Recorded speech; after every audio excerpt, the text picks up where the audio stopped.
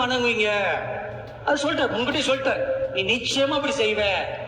ஆனா ஒன்று நீ நினைவுபடுத்திக்கொள், ரிமெம்பர்.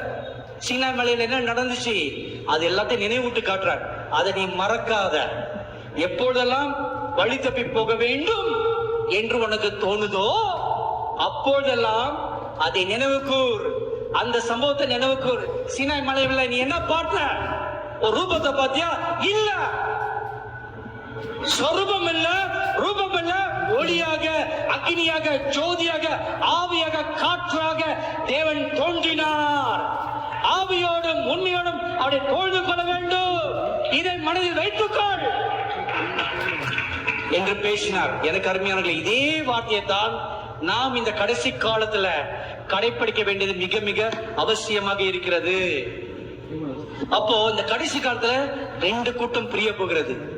என்னவென்றால், உண்மையாக தேவனை பின்பற்றக்கூடிய கிறிஸ்தவர்கள், அது ஒரு கூட்டம். அது ஆட்டுக்குட்டியானவரின் கூட்டம்.